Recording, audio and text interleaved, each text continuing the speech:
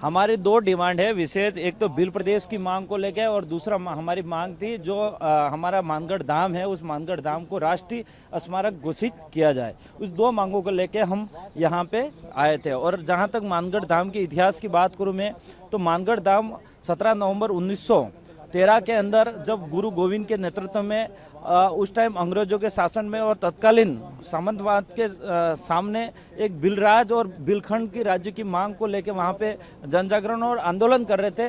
तो वहाँ पे अंग्रेजों के द्वारा जो गोलियों से 1500 से अधिक आदिवासियों को मारा गया, उसको लेके हम प्रदर्शन कर रहे थे। और दूसरा जो केंद्र सरकार का जो एक बयान आता है, हनुमान बेनीवाल और हमारे राजकुमार जी ने जो प्रश्न लगाया था, उसका सवाल का जवाब आया कि वहाँ पे कोई प्रमाण नहीं है मानगढ़ धाम पे।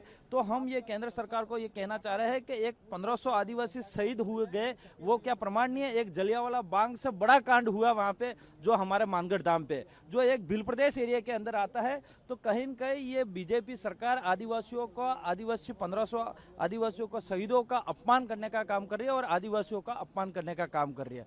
रही बात भाजपा, उन्हीं हमारे उधर ट्राइबल एरिया के अंदर जो रिजर्व सीट है आदिवासियों की, जो एमपी एमएलए को टिकट उन्हीं लोगों को देती है जो आदिवासियों का विरोध करता है, आदिवासियों को इतिहास हटाने की बात करता है, उन नेताओं का ही ये लोग टिकट देते हैं। इसके लिए एक उदाहरण है, अभी लोकसभा उदयपुर से मन्नालाल जी रावत जो सांसद चुनाव जीत के आते हैं, वो मन्नालाल जी रावत ने जीतने के बाद एक सरकार को पत्र लिखा कि राजस्थान के जो पाठ्यक्रम है, उस पाठ्यक्रम के अंदर कक्षा 9 के अंदर जो मानगढ़ धाम का इतिहास है और 1500 आदिवासी शहीद हुए उनका इतिहास है, उसको हटाया जाए। तो उस पत्र को सरकार ने मान भी लिया और हटा भी दिया।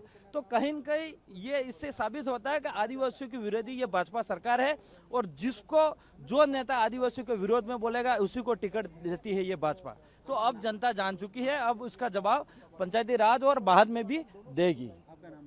मेरा नाम उमेश डामोर है, विधायक आसपुर डूंगरपुर जिले से।